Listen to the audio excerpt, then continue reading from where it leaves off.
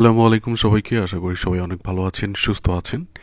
এই মুহূর্তে দেশ এবং দেশের বাইরে থেকে যারা প্রতিনিয়ত আমাদেরকে দেখছেন সবাইকে অসংখ্য ধন্যবাদ জানাচ্ছি।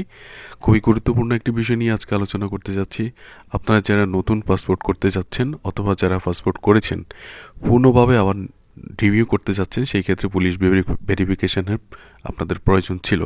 তবে এই মুহূর্তে যদি আমরা আপনাদেরকে যে নিউজটি দিতে যাচ্ছি সেটা হচ্ছে, অবশেষে দেশের নাগরিকদের জন্য ভোগান্তবিহীন পাসপোর্ট পেতে পুলিশ ভেরিফিকেশন বাতিল করে পরিপত্র জারি করেছে স্বরাষ্ট্র মন্ত্রণালয়ের সুরক্ষা সেবা বিভাগ।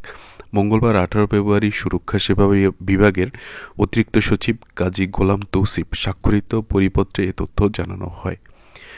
পরিপত্রে জানানো হয়, নতুন পাসপোর্টের আবেদন ক্ষেত্রে অনলাইন যাচাইকৃত জাতীয় পরিচয়পত্রের তথ্যর ভিত্তিতে আবেদনকারীদের পুলিশ ভেরিফিকেশন ব্যতিরেকে পাসপোর্ট প্রদান করতে হবে।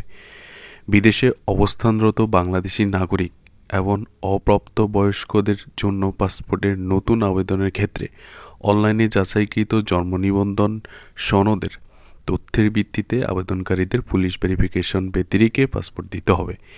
এতে আরও বলা হয়, পাসপোর্ট পুনরায় ইস্যুর ক্ষেত্রে বিদ্যমান পাসপোর্টের সঙ্গে চাহিদা মৌলিক তথ্যের নিজ নাম, পিতার নাম, জন্ম তারিখ এবং জন্মস্থান পরিবর্তন হলে জাতীয় পরিচয়পত্রের প্রদত্ত তথ্য দিয়ে পাসপোর্ট ইস্যু করা যাবে।